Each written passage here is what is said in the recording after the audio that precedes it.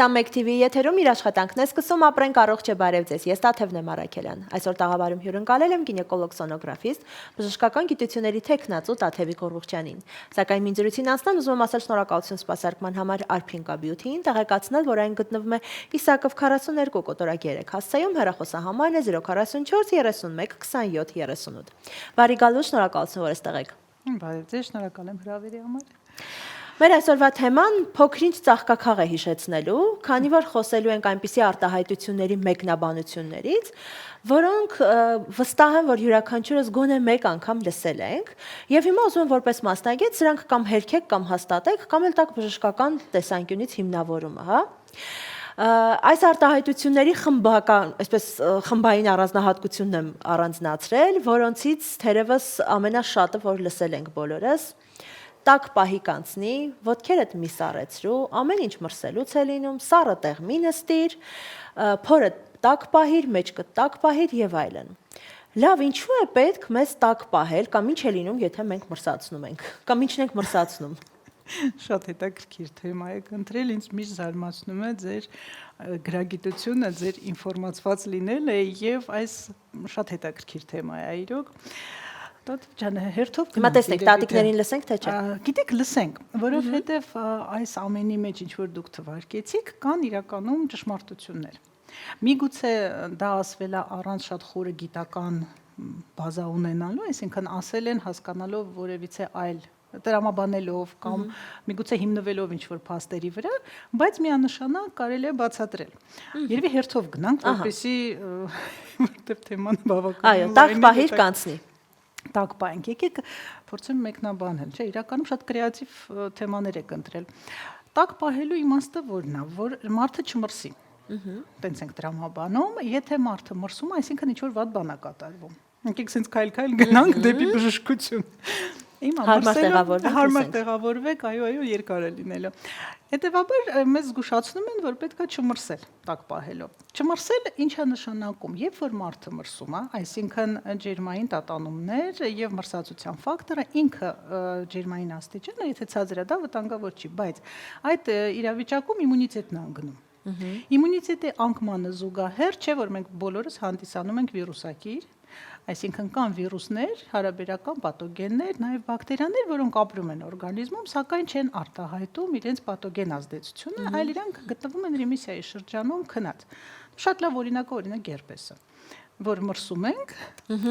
ինչ որ մեկին շուրթի վրա, ինչ որ մեկի մոտ սեռական շուրթերի վրա, սեռական օրգանների հատվածում կարա արտահայտվի այդ բշտիկը։ Ասում ենք ուրեմն ես մրսել եմ կամ երևի թե ինչ որ մեկի հետ շփվել եմ, ով հիվանդ էր։ Սա երևի ամենալավ հեշտ պարզ տարբերակն է։ Դա շատ հաճախ են ասում, տես հենց մրսում եմ, երբ որ հարցնում ես պացիենտին, ոնց կգնահատել եմ։ Մրսացրել եմ, միանգամից հերպեսը դուրս է եկել։ Այս նախադասությունը, սա այն ամենատիպիկ օրինակներից է, այսինքն իմունիտետի անկում եւ պաթոգենը, վիրուսը, որը ապրում է, իրան շատ լավ պայմաններ է ստեղծվում, որպեսզի ինքը արտահայտվի։ Իսկ պրովոկացիա է ենթարկվում։ Դա միայն ֆակտոր է։ Այո, դա պրովոկացիոն ֆակտոր է մրսելը։ Հետևաբար որ ասում են տաք պահի, նկատի ունեն մի մրսի, որպեսզի չարտահայտվեն այն պրոցեսները, այն քրոնիկ երևույթները, որոնք ապրում են օրգանիզմում։ Իսկ ոտքերը, հատկապես տատիկներն ու մայրիկները մեծ ուշադրություն են դարձնում ոտքերի տաք լինելուն։ Մենք հաճախ ենք չէ՞ լսում, հատկապես աղջիկներին, դե քանի որ հյուրը գինեկոլոգ է, բնականաբար ուղղվածությունն էլ էս կողմ հա պիտի գնանք, հատկապես աղջիկ երեխաներին ասում են ոտքերդ որ սառացնում ես, ամեն ինչ դրանից եղավ, ոտքերդ տաք պահիր, անընդհատ ասում են գուլպաներ հագիր, հողաթափեր հագիր, ոտքերի սառացնելը ինչ է լինում եւ ինչու ենք հատկապես ուշադրություն են ոտքերի վրա։ Երևի ոտքերից է սկսում սառելու process-ը։ Ոտքերը իրականում, ոտքերը փորի հատվածը, մեջքի հատվածը իրանք հատուկ ուշադրության կենտրոնում, որտեղ ձեռքերը սառացնելուց ոչ մեկ չի ասում, որ սկսվում է ինչ-որ process։ Արյան շրջանառությունը ստեղ կապ ունի, այսինքն կամ սառը տեղ նստելիս, սա էլ է շատ ասում։ Այո, դա էլ արյան շրջանառությունը եւ այդ հատվածը, այդ լոկալ հատվածը ինքը սկսում է այելի մենք գնում ենք դեպի իմունային համակարգի անկում, մենք գնում ենք դեպի անոթների սպաստիկ վիճակ, սնուցման խանգարում եւ հետեւողական այտենց հերթականությամբ շղթան աշխատում է։ Այսինքն մենք միևնույնն է ցանկացած հատվածի սառեցման պարագայում մենք ունենք այդ իմունիտետի անկում, մենք ունենք անոթների սպաստիկ վիճակ, մենք ունենք, այսինքն արյան շրջանառության խանգարում եւ ելի գնում ենք դեպի նա, որ ինֆեկցիոն եւ վիրուսային process-ները սկսում են ակտիվանալ այդ ընթացքում։ Գի ոտքերը ավելի ուշադրության կենտրոնում են որպես ստորին վերջույթները, որտեղ արյան շրջանառությունը շատ կարևոր է փոքր կոնքի հետ կապված։ Ավելի քան եթե դիտարկենք ձեռքերը կամ գլուխը սառացնել կամ քիթը ականջը, եթե ձմեռը դիտարկենք, դա ավելի լոկալ է, իսկ ոտքերի հետ կապված, այսինքն արյան շրջանառության հետ կկապեի դա։ Ճիշտ են ասում։ Դա էլ են ճիշտ ասում, որտեվ եթե ոտքերը սառացնենք, իհարկե տենց ախտորոշումներ չենք դնում այսօր, բայց դաշտանային ցիկլը կարող է եւ ցավոտ լինել։ Ստեղ էլի կապը կա, պրոստոգլանդինների հետ կապը կա, իմունային համակարգի հետ կապը կա։ Երևի թե իրանք ուղղակի ավելի շատ ապացուցողական բժշկության հիման վրա են այդ ամենը ասել, այսինքն նկատել են, որ եթե մարդը մրսում է, սկսում է ցիստիտ, բայց չեն խորացել, որ եթե մարդը սառը տեղ մի նստի, այսինքն նստում ես ավելի մի անգամից այդ հատվածը, ստորին հատվածը, շեքի հատվածը, փոքր կոնքի օրգանները սառացնելով իմունիտետի անկում եւ այստեղ ցանկացած արդեն նույնիսկ ոչ միայն վիրուսային, այլ նաեւ բակտերիալ միկրոֆլորայի ակտիվացում սկսած սնկից ակտիվանում է եւ սկսում են այդ ցիստիտի երևույթները, այսինքն տակ պահեք։ Այո, միևնույնն է, ցանկացած պարագայում տակ պահեք, բայց իմիջիալը շատ տակն էլ չի կարելի, դա էլ կանդրադառնանք։ Բայց էլեմենտար օրինակ այդ ցիստիտի երևույթը կարելի է բացատրել, բայց չեմ կարծում դա խորացված հասկանալով էին անում, ուղղակի մի քանի դեպքեր, սառը տեղ նստել, հաճախամիզություն, ցավեր, տառապանքը փորձուներ, այո, դա հենց ապացուցողական բժշկության երևի հիմունքներն են։ Այդ դուք նշեցիք, որ տակը եւս շատ տակն էլ այդքան նախապատվելի չի եւ ցանկալի չի, որ շատ տակ է լինի։ Ինչու՞։ Շատ տակ չի։ Ինչ ասել է շատ տակ նախ եւ ինչու։ Շատ տակ, գիտեք, փորձից ելնելով տարբեր այդենց լսելով երևույթներ նկարագրում են շատ տարբեր։ Այդտեղ ֆանտազիան երևի թե չի ների, տակ կաթի վրա նստել, տակ ձվի վրա նստել, հա, ինչ որ տենց բաներ, ես ճիշտ ասած հիմա չեմ առնչվում, բայց եղել են փորձեր։ Լավ, մի հուշեք։ Ասա չէ, եկեք չբարձրաձայնեմ, այդ ամենը անել չի կարելի, կամ որևիցե խնդիր եւ այդ հատվածում կիրառել տակ դնել։ Եթե բժիշկի հետ չեք խոսացել, ոչ մի պարագայում չդնել, որովհետեւ տակը ունի իր բարդությունները։ Եթե արյունահոսություն ունենք, մենք ավելի շատ տաքացնենք, արյան հոսքը շատացնենք, մենք կարող ենք նույնիսկ կյանքին սպառնացող իրավիճակ ստեղծել, հենց որ տակ պահելը դա շատ հարաբերական ցուցանիշ է։ Եթե մենք սկսում ենք տաքացնել ինչ որ մի զոնա, իդեպ դա թե ֆիզիկական ակտիվության շնորհիվ, թե ջերմային, թե ինչ որ ջրային պրոցեդուրաներով մենք ստեղծում ենք արյան հոսք մեծ եւ կարող ենք, եթե կինո ունի օրինակ միոմատոզ հանգույց ունի որոշակի փոփոխություններ, կարող ենք նպաստել աճին։ Ներկի դա պետք է ստաբիլ անել կամ անել դաշտանային ցիկլի ժամանակ օրինակ էլի չի կարելի, որովհետև կարաբելի դեպի արյունահոսություն։ Բայց շատ են, չէ՞, մայրիկներն էլ ասում են, օրինակ ցիկլի ընթացքում տաք գրիականներ են դնում, տաքացուցիչներ են դնում, այո, կամ ասում են տաք ջրով լողացիր եւ հակառակն էլ է լինում, որ ասում են ցիկլի ժամանակ չի կարելի լողանալ եւ այլն։ Այս երկու իրար հակասող երևույթները ոնց կբացատրեք։ Լողանալ կարելի է, եկեք սկսենք գիգիենայից, դաշտանային ցիկլի ժամանակ։ Պարտադիր է։ Այո, լողանալ կարելի է, բայց օրինակ տաք վաննայի մեջ երկար անցկացնել ժամանակ, ոտքերը երկար պահել տաք ջրի մեջ, դա չի կարելի, ուղղակի անոթների լայնացումը ցիկլ ավելի երկար կարող է տևել, ավելի առատ կարող է լինել, դա ուղղակի կարելի ասել ինչ-որ չափով մեխանիկական է, այդ բոլորին հասկանալի է, բայց լողանալ պարտադիր պետք է։ Որևիցե տաք իրեր տաքացնել կամ աղ տաքացնել, չհուշեմ ինչեր են անում, դնել ինչ որ հատվածի այդտեղ ոչ որովհետև պատճառները ցավի, թույլության, ինչ որ գույնային փոփոխության եւ այլն կարող են լինել շատ տարբեր եւ լոկալ թե տաքը թե սառը, որովհետև սառը ավելի հեշտ է կողմնորոշվել դնել թե չէ, օրինակ տրավմա է ոտքի, ձեռքի, ավելի հեշտ են հասկանում մարդիկ ինչ կարելի անել, սառը դնենք, որ չկապտի, ինչպես ասում են, իսկ այսինքն սպազմ, անոթը փակվում է, արյունը չի լցվում, մենք կարծես թե կանխում ենք, բայց եթե արդեն իսկ ունենք ներքին արյունահոսություն եւ ինչ որ տաք պրոցեդուրաներ անել, դա իրոք կյանքին սպառնացող իրավիճակ կարա ստեղծի, դա չէ։ Որ լողանալ կարելի է, ուղղակի ոչ սաունայի պայմաններում, ոչ շատ տաք ջուր կիրառելով, այլ նորմալ, ոչ թե սառը, նորմալ, որը մարդուն հաճելի է եւ գիգիենան ապահովել դրանով, բայց ոչ տաք։ Եվս մեկ արտահայտություն, վստահ եմ շատ եք լսել կաբինետում, հիմա հեռուստադիտողներն էլ հա տատիկս ասում էր կամ նման բան լսել եմ, գուցե առաջին հայացքից նաև ծիծաղելի կթվա, բայց երբ լինում է երկարաժամկետ հղիության բացակայություն, տատիկները նաև խորհուրդ էին տալիս եւ ասում էին բարձդ փոխիր, Լավ, բարձրանվորակ էր, թե լավը չէր, որ ասում էին փոխիր։ Իրանք երևի թե ինչ-որ հայացքներ ունեին տարբեր, բայց այո, կա նման արտահայտություն եւ ինքը շատ հետաքրքիր է, որովհետեւ մենք այսօր ունենք բացատրությունը, իսկ Այսօր փոխում ենք։ Այսօր փոխում ենք,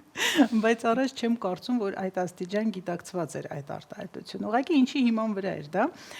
Հիմա քիչ է կիրառվում, առաջ ավելի շատ էր ու շատ հետաքրքիր էր, դու սկզբից չես հասկանում իրականում ինչի մասին է Դե հա, հիմա վստահ եմ, ով չի լսել, մտածում է երևի բարձի դիրքը, որակը, մի քիչ երկարացնենք այս նախաբանը, թե ինչ բարձի մասն է խոսքը։ Դա սիմվոլիկ անվանվում էր փոխել պարտներին։ Այսինքն փոխել պարտներին սեռական, որպեսզի լինի հղիություն։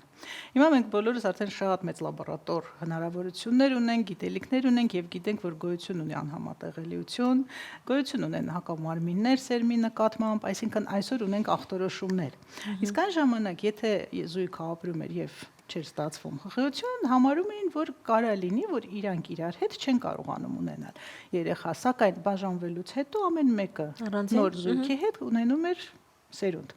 Դա բացատրելի է այսօր խոսքը գնում անհամատեղելիության մասին, որը էլի ունի մի քանի տարբերակներ եւ կարծում եմ ստեղ նաեւ իրանք էլի ոչ գիտակցաբար, բայց խոսքը գնում էր նաեւ հակամարմինների մասին սերմի նկատմամբ, որոնք կարող են առաջանալ կնոջ օրգանիզմում, այդ դեպքում սերմը ընդունում է որպես օտար մարմին եւ մենք այսօր դա բուժում ենք։ Մենք ստեղծում ենք պայման որոշակի պաուզա, մենք օգտագործում ենք դեղորայք եւ հետո դա հաղթահարում ենք։ Բայց նախկինում բարձր փոխելու կարիք չի լինում։ Օժանդակ տեխնոլոգիաներն են այսօր շատ զարգացած եւ շատ են օգնում, էլի բարձր փոխելու կարիք չի լինում, պարտները մնում են նույնը, զույգը կարողանում է ունենալ թե իրենց բիոլոգիչական երեխան, թե դոնորի շնորհիվ, բայց կարողանում ենք պահպանել ընտանիքը եւ ունենալ սերունդ։ Իսկ առաջ այս ամենը չկար։ Հետեւաբար մարդիկ կարծում եմ նայել են, հետեւել են, տեսել են, որ երկար ապրում են իրար հետ, չի ստացվում նորից ամուսնություն, արդեն այլ զույգի հետ եւ ստացվում է ու բարձը երևի թե անվանել են զույգին։ Այ որ զույգին չեմ կարող ասել, ում էր ուղված։ Եթե տղայի կողմի տատիկներ ասում բնականաբար նկատի ուներ հարսին, հա, եթե աղջկա կողմից նկատի ուներ փեսային, մենք այդպես կարող ենք։ Այսօր հա եւ փաստացի բարձը դա զույգն էր։ Զույգերից մեկը։ Այ զույգերից մեկը։ Շատ լավ։ Նաև հաճախ կլսենք, որ ասում են ամեն ինչ վախից եղավ։ Այ վախեցավ, հղիություն ընդհատվեց, վախեցավ, հղիություն չի, ինքը վախեցած է դրա համար հղիություն չի գրանցվում եւ այլն եւ այլն։ Վախը ինչ է անում կամ անում է թե չի անում։ Վախը շատ բան է անում, դա թե որովհետև վախից սկսվում վախը նույնպես ֆակտոր է։ Եկեք դիտարկենք, որ վախը ոչ թե հենց վախի զգացողությունն է, որը մարդը այդ պահին զգաց, ապրեց, ինչ որ երևույթ էր, որից ինքը վախեցավ, այլ վախը պուսկավոր մեխանիզմ է, ֆակտոր է, որը աշխատացնում է մի շատ բարդ հորմոնալ ստրեսային իրավիճակի ստեղծումը օրգանիզմում, այսինքն վախի ազդեցության տակ սկսում է մեկնարկա բավականին լուրջ, որը կարող է բերել թե գենետիկ ժառանգական առումով մարդու մոտ արկա հիվանդությունների սկիզբ, թե կարող է ժառանգական հիվանդության սկիզբ։ Իհարկե, եթե օրինակ կա ժառանգաբար, շաքարային դիաբետը դիտարկենք եւ մարդը գտնվում է այդ ստրես, չասենք հենց վախ, որովհետեւ ինչ որ մի բան տեսնել, վախենալ, դա հարցի մի կողմն է, բայց եթե այդ վախը խոսքը գնում է լուրջ վախի մասին, եթե այդ վախը լուրջ վախը կա, մարդը վախեցավ ստրես, ճիշտ է։ Ստրեսը պուսկավոր մեխանիզմ է, մենք անդադ իրան անդրադառնում ենք, թե ոնց է աշխատում, թե հորմոնալ ֆոնի վրա ոնց է ազդում, այդտեղ ներգրավված են հորմոն ասվածը, դա ոչ միայն օրինակ վանաձև գեղձը կամ ձվարանները շատ մեծ դեր կատարում են, մակերիկամները, հիպոֆիզ, այսինքն ամբողջական սխեմատիկ փոխվում է հորմոնների արտադրության քանակային եւ փոխհարաբերության այդ ամբողջ աշխատանքը եւ այստեղ սկսվում է այդ վախի հետևանքը։ Այսինքն վախ, զբոյ հորմոնալ, այդ զբոյը բերում արդեն ֆունկցիոնալ փոփոխությունների իրանց հերթին նորից հորմոնալ փոփոխությունների եւ այդ առատավոր օղակը անընդհատ պատտվում։ Այսինքն մենք վախի շնորհիվ, եթե դա առավել եւս ստաբիլ վախի միջավայր է մթնոլորտ է, երբ որ մարդը անդադ լարված է, իդեպ մենակ վախը չէ։ Նաեւ լարվածությունը կարող է բերել ստրեսային այդ վիճակին, մենք ունենում ենք ֆունկցիոնալ խախտումներ։ Դա կարող է լինել մակերիկամը, դա ադրենալինը, դա կարող է լինի ենթաստամոքսային գեղձը, ինսուլին, պրոինսուլին, հիպոֆիզը, շատ ամենապարզ միշտ այդ մասին խոսում ենք պրոլակտինի հետ կապված, բայց նույնը ենթաստամոքսային գեղձին է վերաբերում, վախը պրովոկատոր է։ Դա ֆակտոր է, որը ազդեց եւ պուսկավոր մեխանիզմ էր։ Խնդիրը արդեն սկիզբ է առնում։ Որ վախը իրականում վախեցավ եւ էս ինչ բան է։ Վախենանք վախից։ Վախենալ վախից այդ դա պետք չի։ Եթե մենք նաև վախենանք վախից, դա կլինի կրկնակի։ Սկզբից վախենաս, իսկ հետո որով կվախենաս, իսկ հետո վախենաս։ Շատ Շատ լավ։ թեմա է։ Արտահայտություն, որն այնքան էլ տատիկներից չենք լսում, բայց տարածված է։ Ես վստահ եմ նաև սա ձեր դեպքում ցավոտ կողմ է։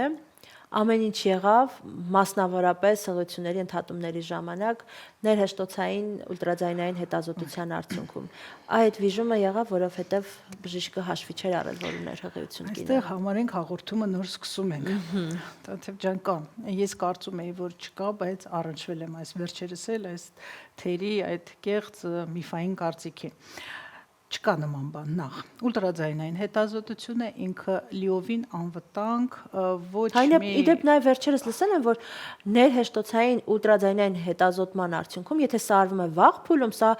կարծում եմ գագաթնակետներ միֆերի, որ երեխայի մոտ կարող է աուտիզմ առաջանալ։ Դա չեմ լսել։ Դե իրազեկում եմ ձեզ։ Շնորհակալություն, բայց ավելի լավ է չլսեի։ Չէ, նման աշխատանքներ չունենք այդ միանշանակ, իսկ ինչ վերաբերվում է ուլտրաձայնային հետազոտությանը, ինքը անվնաս է, շատ փոքր դոզան նույնիսկ ինքը բուժիչ էֆեկտ ունի, բայց այդ մասին չենք խոսում, հետազոտությունը նամանդ այսօրվա սարքավորումները իրանք միանշանակ անվտանգ են։ Ոչ մի խնդիր հղիության անկախ ժամկետից երբ ենք մենք դա սկսում, то есть մենք այսօր կարող ենք 2+ շաբաթականը տեսնել պտղաձոն արդեն կետիկի տեսքով ուլտրաձայնային հետազոտություն անելով եւ դա ահա որ մեծ հնարավորություններ է մեզ տալի կանխարգելիչ հետազոտություն որպես, այսինքն եթե կինը նախկինում ունեցել է խնդիր կամ մենք մտածում ենք, որ այս պահին հնարավոր է, մենք արդեն տեսնում ենք լոկալիզացիան, մենք կարող ենք ասել, որ դա արգանդի խոռոչում զարգացող հղիություն է, այսինքն կա պտղաձոն։ Երկրորդ զոնան տալիս է մեզ հնարավորություն հաստատել, որ դա արդեն իսկ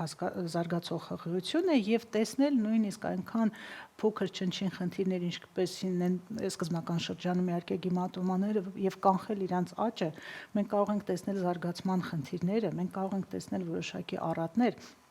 անսահման հնարավորությունը եւ որպես դիագնոստիկ մեթոդ ինքը չունի իր նման որևիցե այլ ալտերնատիվա։ Այսինքն ներհեշտոցային ուլտրաձայնային հետազոտությունը թե գինեկոլոգիայում թե հղիության առաջի եռամսյակում ինքը անփոխարինելի է։